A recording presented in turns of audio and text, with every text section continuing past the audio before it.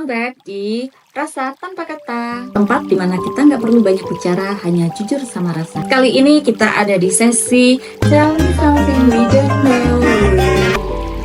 Oke, di cerita kali ini aku dapat cerita dari teman rasa kita yang namanya Kak Lina. Sebenarnya hidup itu nggak perlu berprestasi banget sih.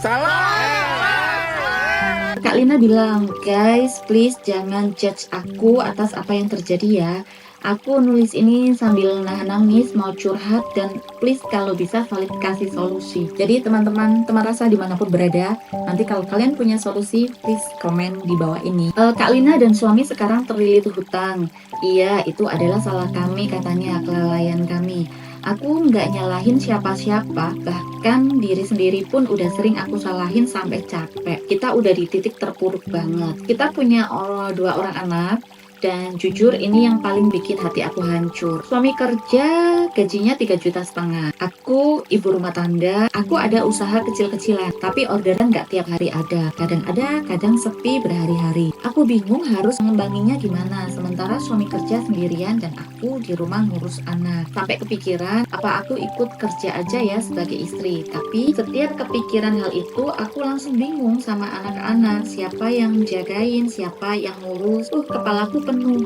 Ini relate banget sih kalau posisinya sebagai ibu ya. Kadang ibu itu sudah capek ngurus anak, kemudian bantu perdomestikan di rumah.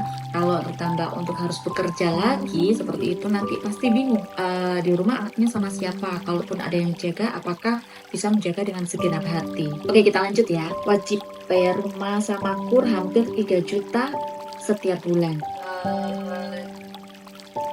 Itu jumlah yang besar, guys. Belum makan, belum susu anak, belum listrik, belum gas.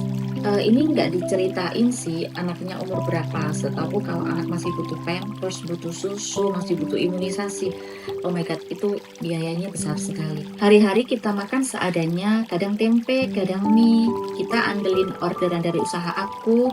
Kalau ada alhamdulillah, kalau nggak ada ya udah, kadang pinjam ke keluarga. Tutup lubang gali lubang, sementara hutang yang besar ya tetap harus kebayar. Ini aku udah hampir 2 tahun. Rasanya hidup cuma muter di situ-situ aja. Pernah satu hari anakku minta jajan. Dia bilang, "Ma, aku pingin pentol itu," sambil nunjuk katanya. Aku cuma senyum. Aku bilang, "Nanti ya nak."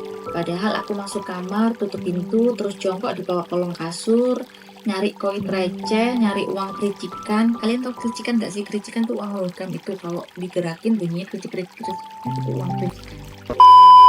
Aku raba satu-satu lantai, berharap nemu 1.000 atau 2.000, dan pas dapet aku nangis pelan, bukan karena capek nyarinya, tapi karena sakit rasanya jadi ibu yang harus mikir 1.000 kali cuma buat jajan anak. Peluk jauh ya Kak Lina. Aku pernah di fase stres banget, tapi aku tahu suamiku lebih stres. Aku lihat matanya kosong tiap malam, kita benar-benar stuck. Tiap aku tanya, aku kerja apa, dia cuma jawab, "Terserah kamu aja, yang menurut kamu paling enak." Menurutku jawaban itu bukan karena dia nggak peduli, tapi karena dia juga udah capek mikir. Masalahnya kalau aku kerja, motor kita cuma satu, itu pun Supra. Aset kita udah banyak yang dijual satu-satu demi bertahan hidup. Aku takut kalau aku kerja, gajiku kecil, takut gajiku cuma bisa buat bayar orang jaga anak, ujung-ujungnya malah sama aja.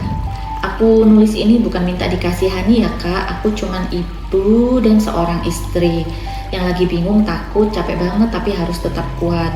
Sejak saat itu aku nggak berani tanya lagi ke suami karena aku tidak ingin membebani dia kak. Makanya aku kirim cerita ini ke Rasa Tanpa Kata. Semoga ceritaku ini bisa nyampe ya ke teman-teman rasa dimanapun berada. Kalau ada yang pernah di posisi ini, please kalau ada yang punya saran bener-bener realistis, tolong ya, aku butuh solusi.